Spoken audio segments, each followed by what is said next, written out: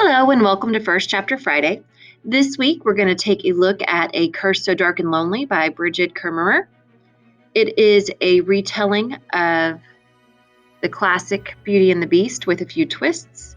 It follows Wren, who is the crown prince of a kingdom, and they've been cursed by a sorceress, and he has to relive the fall of his 18th year until he gets a girl to fall in love with him. But as fall turns to winter, he turns into a raging beast that destroys and kills everything around him. The Belle character is named Harper. Her dad left a long time ago. Her mom is dying. And to kind of keep the family afloat, her brother is doing some not so legal things that's not really in his personality or his moral character to do, but he feels like he has to do it. And Harper, even though she's very strong in mind and spirit, physically she isn't so strong. She has, I want to make sure I say it correctly, cerebral palsy. So physically she is not as strong as others, and she gets kidnapped to be Wren's possible lady love. So I thought the first chapter was interesting, and I hope you enjoy it. Chapter 1, Wren. There is blood under my fingernails, and I wonder how many of my people I've killed this time. I thrust my hands into the barrel beside the stables. The ice-cold water bites at my skin, but the blood clings. I shouldn't bother, because it will all be gone in an hour anyway. But I hate this. The blood, the not knowing. Hooves ring against the cobblestones somewhere behind me, followed by the jingle of a horse's bridle.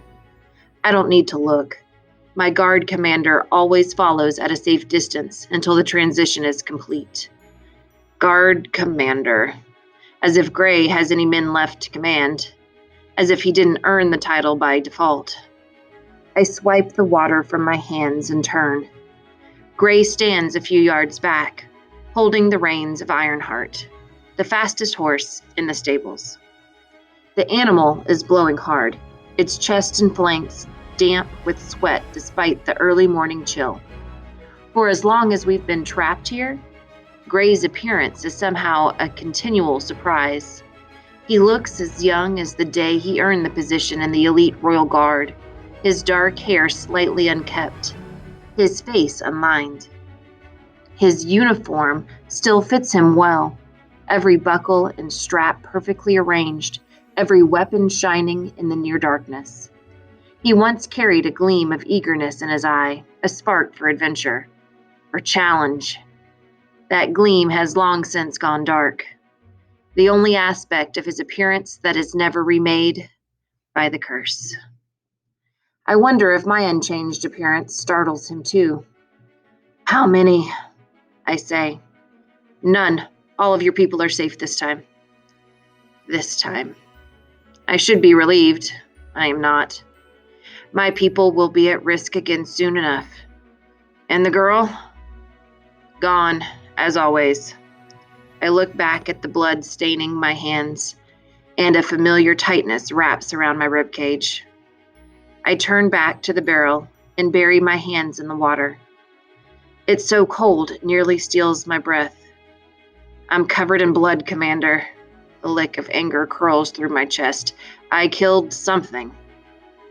As if sensing danger, his horse stops and dances at the end of the reins.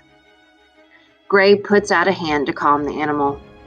Once, there would have been a stable hand rushing to take his horse, especially upon hearing my tone. Once, there was a castle full of courtiers and historians and advisors who would have turned over a coin for a bit of gossip about Prince Wren, heir to the throne of Emberfall. Once, there was a royal family that would have frowned on my antics.